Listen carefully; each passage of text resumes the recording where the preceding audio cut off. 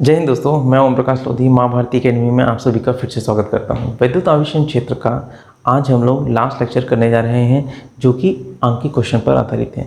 तो आइए देखते हैं आखिर अंकीय क्वेश्चन क्या क्या हैं। मैं आपको जो क्वेश्चन कराऊंगा वो एनसीईआरटी बुक्स से रिलेटेड रहेंगे और इसी तरह से हो सकता है ऐसे ही क्वेश्चन आपके स्टेट बोर्ड की जो बुक्स हैं उसमें हो या इसी तरह से सिमिलर कुछ क्वेश्चन हो। तो देखिए, मैं आपको कॉन्सेप्ट बता देता हूँ कि किस क्वेश्चन को किस तरह से बनाना है। जैसे कि क्वेश्चन है कि वायु में पहला है 1.1 क्वेश्चन है पेज नंबर 42 में। वायु में एक दूसरे से है ना दो आवेशों के मध्य वायु दे दिया है हम लोग को 30 सेंटीमीटर दूरी पर रखे दो छोटे आवेशित गोलों पर क्रमशः। अब मान लो यहाँ पर हम लोग को क्या गिवन क्या क्या क्वेश्चन दिया है, मतलब क्या क्या डाटा दिया है।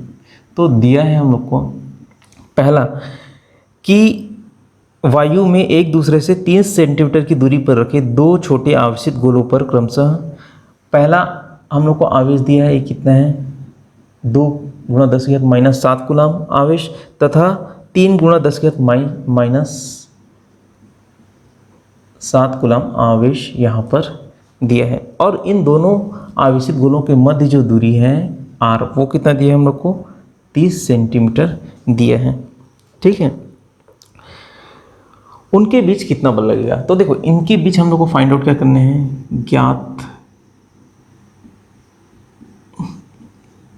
ज्ञात करना है बल। ठीक है, यहाँ पे लगने वाला बल ज्ञात करना है। तो देखो कूलाम के नियम से हम लोग जानते हैं क्या, ये मान लो पहला आवेश है और ये हम लोग का दूसरा आवेश है। ठीक है, और दोनों के बीच की दूरी r दिया है हम लोग को। तो यहाँ पर ये आवेश इस पर एक बल लगाएगा और ये आवेश इस पर एक बल लगाएगा। दोनों अगर मैं इस आवेश पर लगने वाले बल की बात करूँ तो F21 हो जाएगा सदिश में और ये हो जाएगा F12 सदिश हो जाएगा और यहाँ पर r सदिश मान लेते हैं, है ना। तो ये r सदिश हो जाएगा हम लोग को Q1 से Q2 अगर मैं इसको ऐसे रखता हूँ, है ना।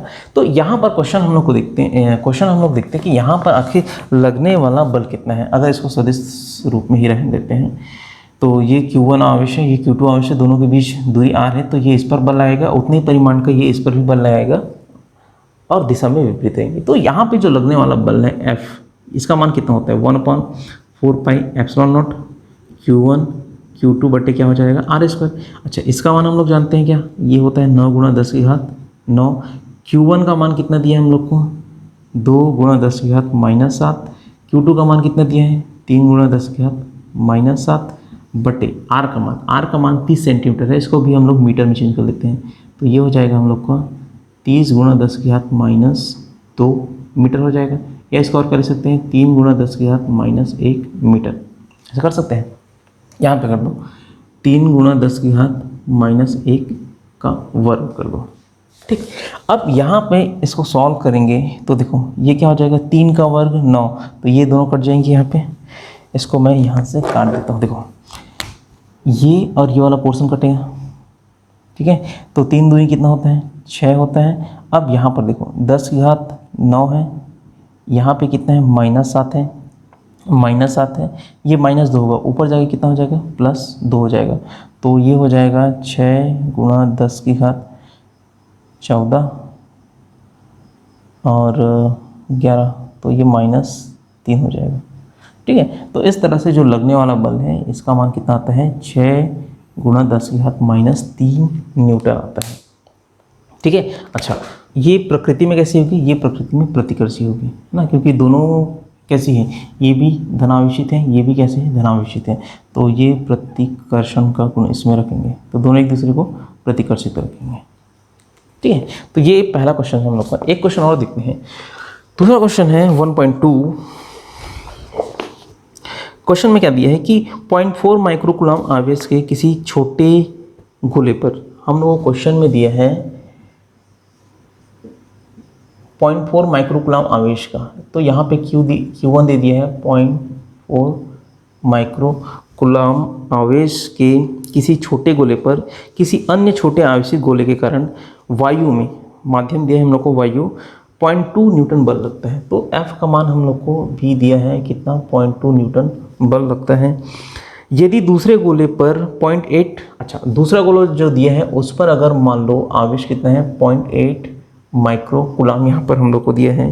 तो दोनों गोलों के बीच दूरी कितनी है, तो जो हम लोग को फाइंड आउट करनी है वो क्या है, दोनों गोलों के बीच की दूरी मतलब r हम लोग को निकालना है। और दूसरे गोले पर पहले गोले के कारण कितना बल लगता है, दूसरे गोले पर पहले गोले के कारण कितना बल लगता है, ये चीज़ हम लोग को निकालनी है। ठीक है, तो क्वेश्चन बहुत सिंपल है।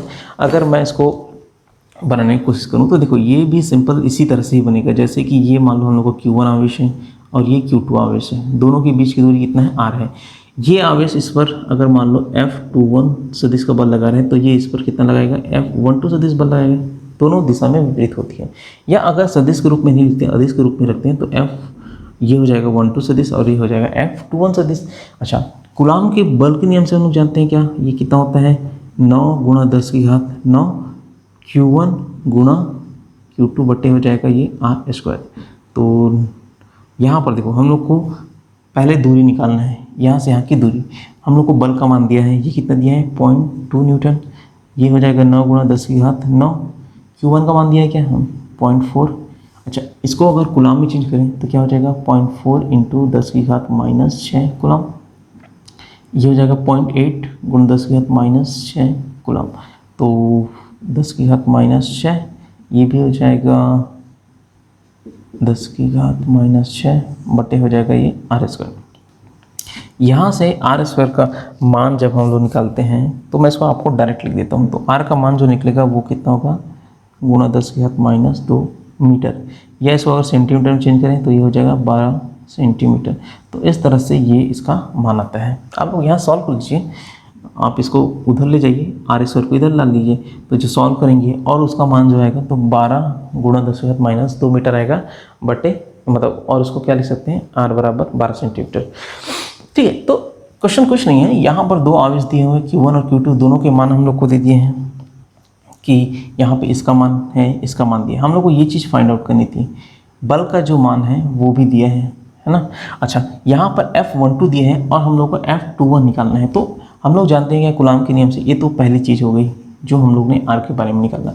दूसरा जो यहाँ पर है F21 का मान कितना होगा, तो F21 का मान उतना ही होगा जितना F12 का मान है। ये किसके बराबर है, F12 बिंदु आवेश पहले पर दूसरे के कारण लगने वाला बल। तो जितना मान इसका है उतना ही मान इसका होगा, बस यहाँ पे क्या होगा, ये इसकी दिशा अगर इधर है तो उसकी दिशा इसके विपरीत होगी। ठीक है, तो इसका भी F21 का मान कितना हो जाएगा 0.2 न्यूटन। तो सिंपल सा क्वेश्चन है ये, है ना, कोई बहुत बड़ा चीज़ नहीं है इसमें। अच्छा, इसके बाद हम लोग क्वेश्चन करते हैं कि जैसे एक क्वेश्चन है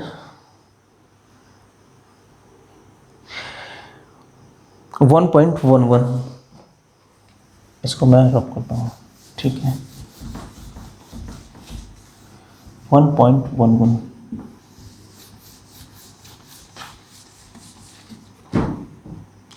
तो देखते हैं हम लोग 1.11 वाह क्वेश्चन क्या बोल रहे हैं, ऊन से रगड़े जाने पर कोई पॉलीथीन का टुकड़ा, ऊन से हम लोग एक पॉलीथीन के टुकड़े को रगड़ रहे हैं, 3 गुणा 10 की घात -7 कूलाम के ऋणावेश से आवेशित पाया गया। जब हम लोग ऊन से रगड़े गए किसी को पॉलीथीन के टुकड़े को, तो वो 3 गुणा 10 की घात -7 कूलाम आवेश उसमें उत्पन्न हुआ, ऋणावेश। ठीक है, तो हम लोग को निकालना है कि स्थानांतरित इलेक्ट्रॉनों की संख्या ज्ञात कीजिए कि आखिर उतने कूलाम आवेश प्राप्त करने के लिए ऊन से उस पॉलीथीन के टुकड़े में कितने इलेक्ट्रॉन आए।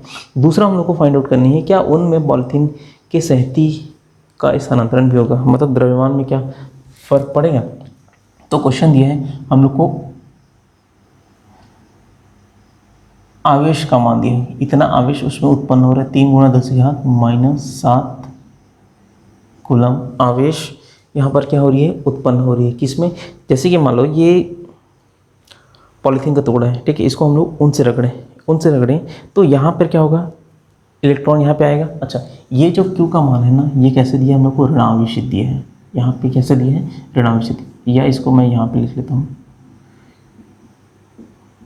ऋणावेशित यहाँ पे दिए हैं। तो ऋणावेशित दिया मतलब क्या होगा, इस पॉलीथीन के टुकड़े पर क्या होगा, इलेक्ट्रॉन आएगा कि जाएगा, आएगा। पॉलीथीन के टुकड़े पर इलेक्ट्रॉन आएगा, कहाँ से, उन से इस पर इलेक्ट्रॉन आएगा। इलेक्ट्रॉन आएगा तो ये कैसे हो जाएगा, ऋण आवेशित हो जाएगा। ऋण आवेशित होगा तो आखिर कितने इलेक्ट्रॉन आए हैं इतने कूलाम आवेश बनाने के लिए, ये हम लोग को निकालना है। और दूसरा ये चीज़ है कि ये जो पॉलीथीन का टुकड़ा है जो ऋण आवेशित हुआ है, क्या उसके द्रव्यमान में फर्क पड़ेगा।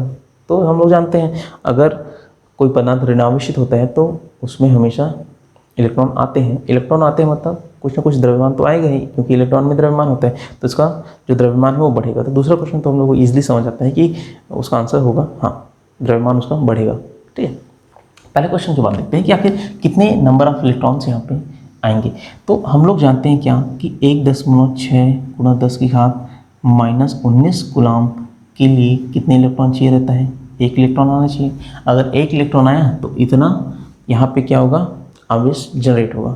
अच्छा, यहाँ पे अगर मैं 1 कूलाम आवेश के लिए बात करूँ तो 1 कूलाम आवेश में कितना होना चाहिए, 1.6 × 10⁻19 इलेक्ट्रॉन होने चाहिए। इतने इलेक्ट्रॉन अगर आया तब मिला, तब जाके कितना होगा, 1 कूलाम आवेश होगा, है ना। इसको अगर मैं कैलकुलेट करूं तो ये हो जाता है, ये कुछ इस तरह से आता है।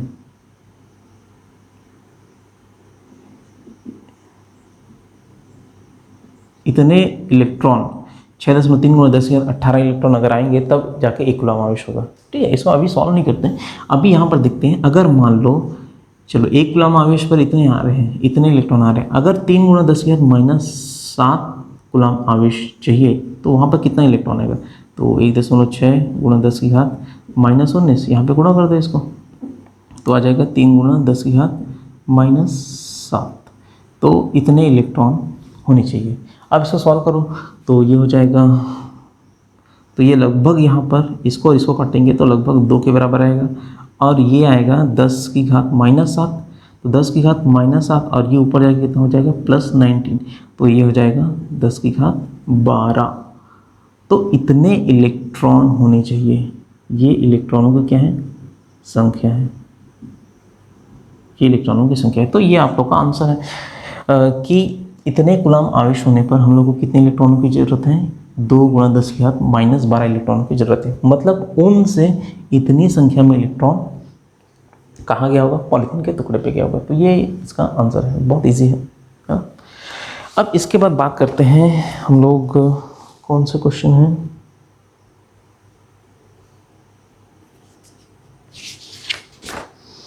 दो क्वेश्चन और कर लेते हैं। जैसे कि एक क्वेश्चन है 2.4 मीटर व्यास के किसी एक समान आवेशित चालक गोले का पृष्ठीय आवेश घनत्व, देखो 2.4 मीटर का व्यास दिया है और गोला है ना, गोले का व्यास कितना दिया है, 2.4 मीटर, और वो आवेशित है, और आवेशित है तो उसका जो पृष्ठीय आवेश घनत्व है सिग्मा। तो यहाँ पर हम लोग जो गॉस का प्रमेय किए हैं उसका अंतिम पुच्छ यहाँ पर हमको समझ आती है। जैसे कि क्वेश्चन क्या है हम लोग का, क्वेश्चन नंबर है आपका 1.22 44 नंबर पेज में एनसीईआरटी में क्वेश्चन दिया है कि एक गोला है, ये गोला कैसी है, आवेशित है, ये आवेशित गोला है। इस गोले की जो व्यास है, व्यास हम लोग को दिया है, मतलब 2r का मान दिया है 2.4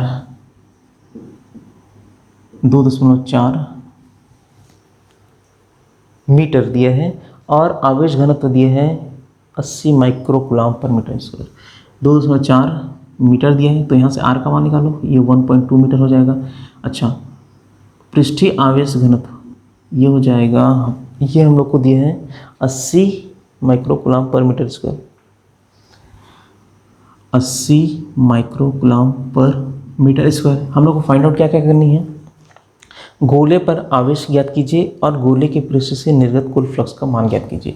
तो यहाँ पर हम लोग को एक तो है गोले पर आवेश का मान ज्ञात करना है, और दूसरा जो कुल फ्लक्स का मान है φe, वो चीज़ निकालनी है। तो दोनों यहाँ पे हम लोग को निकालनी है। तो यहाँ पे देखो हम लोग जानते हैं क्या कि सिग्मा बराबर क्या होता है, प्रति एकांक क्षेत्रफल पर कुल आवेश।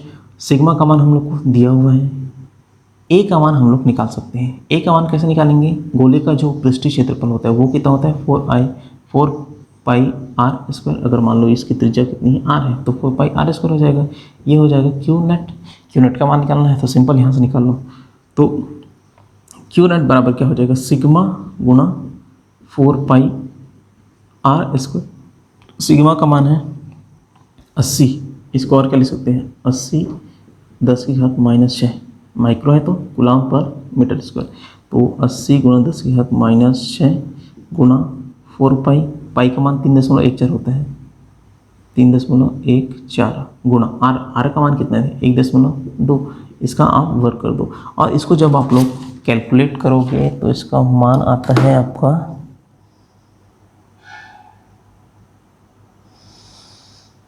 इसका मान आता है 1.43 गुना 10⁻³ कूलम आता है यूनिट का मान। इतना आवेश उस पर क्या होगा, ये जो गोली पृष्ठ है उसके पृष्ठ पर इतना आवेश होगा। अच्छा, दूसरा क्वेश्चन हम लोग को फाई ई का मान निकालना है। तो फाई ई का मान कैसे निकालेंगे हम लोग, फाई ई का मान ये तो पहला हो गया। दूसरा अगर हम लोग को निकालना है फाई ई का मान, तो फाई ई बराबर क्या होता है, क्यू नेट अपॉन क्या होता है, एप्सिलॉन नॉट। क्यू नेट का मान यहाँ पे निकल गया हम लोग का। क्यू नेट का मान कितना निकला है 1.43 गुना 10⁻³ एप्सिलॉन नॉट का मान कितना होता है 8.854 गुना 10⁻12 होता है ना। ये आप लोग जानते हो, मैं इसको लिखवाया हूँ। तो इन सभी को सॉल्व करोगे तो जो फाई ई का मान आया है वो कितना आएगा 1.6 × 10⁸ और देखो ये हो जाएगा कूलम, या इसका अगर हम लोग मात्रा लिखें तो फाई ई बराबर क्या होता है EDS, इसका होगा न्यूटन पर कूलम और इसका हो जाएगा मीटर स्क्वायर। ठीक है, तो इस तरह से यहाँ पर फाई ई का मान इतना निकलता है। तो चीज़ें आपको समझ आई होगी। एक हम लोग को आवश्यक गोला दिया है, इसका व्यास दे दिया है हम लोग को 2r बराबर 2.4 मीटर। तो यहाँ से हम लोग त्रिज्या निकालेंगे, सिग्मा का मान दिया है, मतलब इसके चारों ओर जो पृष्ठीय आवेश घनत्व है वो दिया है। तो हम लोग को सिंपल कुल आवेश निकालना है इस गोले के चारों ओर और कुल फ्लक्स का मान निकालना है। तो बहुत सिंपल तरीके से यहाँ पे हम लोग ने देखा। ठीक, इसके बाद हम लोग बात करते हैं 1.23 की। क्वेश्चन नंबर 1.23 की क्वेश्चन क्या बोल रहे हैं कि कोई अनंत रेखीय आवेश 2 सेंटीमीटर की दूरी पर 9 × 10⁻⁻4 न्यूटन पर कूलम विद्युत क्षेत्र उत्पन्न करते हैं। अनंत रेखीय आवेश है ना, क्वेश्चन में दिया है अनंत रेखीय आवेश। अनंत रेखीय आवेश मतलब एक समान आवेशित जो क्षण है उस पर हम लोग को निकालना है। तो अनंत रेखीय आवेश 2 सेंटीमीटर की दूरी पर, मतलब r का मान दिया हम लोग को 2 सेंटीमीटर, जैसे कि ये अनंत रेखीय आवेश है मान लो जी, है ना। इससे r बराबर 2 सेंटीमीटर की दूरी पर एक बिंदु P है। इस बिंदु P पर हम लोगों को क्या निकालना है अच्छा, इस बिंदु P पर विद्युत क्षेत्र का मान भी दिया है। तो विद्युत क्षेत्र का मान है आप लोग का 9 × 10⁻4 न्यूटन पर कूलम, इतना विद्युत क्षेत्र इस बिंदु P पर दिया है। अच्छा, उसके बाद रैखिक आवेश घनत्व क्या कीजिए, यहाँ पर हम लोग को लैम्डा का मान निकालना है। आखिर लैम्डा का मान कितना होता है, इसको बोलते हैं हम लोग रैखिक आवेश घनत्व। रैखिक आवेश घनत्व बोलते हैं। ठीक है, तो रैखिक आवेश घनत्व निकालना है। तो हम लोग जानते हैं क्या, E बराबर कितना होता है लैम्डा अपॉन 2πε0 गुणा r होता है। ये फॉर्मूला होता है जब हम लोग एक समान आवेशित क्षण के लिए जब कैलकुलेट किए थे फॉर्मूला, तो वहाँ पे E का मान इतना ही आया था, E बराबर लैम्डा अपॉन 2πε0 r। अच्छा, यहाँ पे हम लोग को देखो E का मान दिया हुआ है, लैम्डा का मान निकालना है हम लोग को, और 2πr∈0 और ये क्या है r है। अच्छा, r का मान को हम लोग मीटर में चेंज कर लेते हैं, तो 2 × 10 क्या हो जाएगा, ये -2 मीटर हो जाएगा। ठीक, इसको मैं ऐसे कर सकता हूँ क्या, 2 से ऊपर गुणा कर देता हूँ, नीचे भी 2 से गुणा कर देता हूँ, तो ये क्या हो जाएगा 1/4πε0 हो जाएगा, है ना। 1/4πε0 ये r, ये E का मान, और इसका जो मान होता है अगर मान लो 1 कर दें तो ये होता है 9 × 10⁻9 होता है। गुणा कितना हो जाएगा 2 गुणा लैम्डा अपॉन r। r का मान कितना है 2 × 10⁻²। E का मान कितना है 9 × 10⁻4। क्या क्यों, यहाँ पे 2πε0 है, ये 2πε0 है, इसको मेरे को 4πε0 करना है। तो मैं क्या करूँगा नीचे भी 2 का गुणा कर दूंगा, ऊपर भी 2 का गुणा कर दूंगा, तो ये हो जाएगा 4 पाई एप्सिलॉन नॉट। ठीक है, तो यहाँ पे क्या आ जाएगा, इसको अच्छे से लिख देता हूँ, 1/4 pi epsilon not 2 lambda upon क्या है आर, ये हो जाएगा। तो 2 लैम्डा अपॉन आर, आर का मान कितना दिया है, इतना है। 1/4 पाई एप्सिलॉन नॉट का मान कितना होगा, 9 × 10⁹, ये हम लोग जानते हैं। तो यहाँ से आप लोग अगर सॉल्व करोगे तो देखो 2 और 2 कट गया, 9 और 9 कट गया। ठीक है, ये ऊपर जाएगा कितना हो जाएगा, 10⁻11 हो जाएगा, और इधर आएगा तो 10⁻11, तो 10⁻11 कितना हो जाएगा, -7। तो ये हो जाएगा हम लोग का 1 × 10⁻⁻7 कूलम पर मीटर, ये इतना उसका आंसर। तो इस तरह से हम लोग ने पहले चैप्टर का न्यूमेरिकल क्वेश्चन कुछ देखा है। इससे रिलेटेड आप क्वेश्चन और करते जाइए। जैसे कुछ क्वेश्चन ऐसे आ सकते हैं कि आप लोग को वहाँ पर Q1 और Q2 का मान दिया रहेगा और दोनों का मान क्या रहेगा, समान रहेगा। जैसे कि मान लो ये 1 × 10⁻³ कूलम है, इसका भी मान कितना है, ये -1 10⁻³ कूलम है, और इन दोनों के बीच की दूरी 2a दिया रहेगा। मान लेते हैं ये है 1 × 10⁻5 मीटर है। यहाँ से दोनों के बीच की दूरी कितना है, 1 × 10⁻5 मीटर। तो यहाँ पर हम लोग को वैद्युत द्विध्रुव का मान निकालना है। तो वैद्युत द्विध्रुव क्या होता है, P बराबर कोई भी एक आवेश का परिमाण और दोनों आवेशों के बीच की दूरी। तो यहाँ से आप निकाल सकते हो, कोई भी इसका परिमाण ले लो चाहे इसका, तो कितना आएगा 1 × 10⁻³ और दोनों के बीच की दूरी आएगा 1 × 10⁻5, है ना। तो इसको सॉल्व करोगे क्या आ जाएगा, 1 × 10⁻8। तो इस तरह से क्या होता है, वैद्युत द्विध्रुव आघूर्ण के बारे में भी क्वेश्चन आ सकता है। तो सिंपल, बहुत सारा सिंपल क्वेश्चन है। मैंने आपको कुछ कुछ खास क्वेश्चन बताए हैं जो कि एनसीईआरटी बुक्स से हैं और ये आपके स्टेट बोर्ड्स में भी होंगी। तो एक जो चीज़ है, मैंने पहले चैप्टर के दौरान थोड़ा सा मिस्टेक कर दिया कि वैद्युत फ्लक्स का जो मान होता है वो न्यूटन मीटर स्क्वायर पर कूलम होता है। ये चीज़ आप लोग यहाँ पर ध्यान दीजिए, है ना, इसको नोट कर लीजिए आप लोग। वैद्युत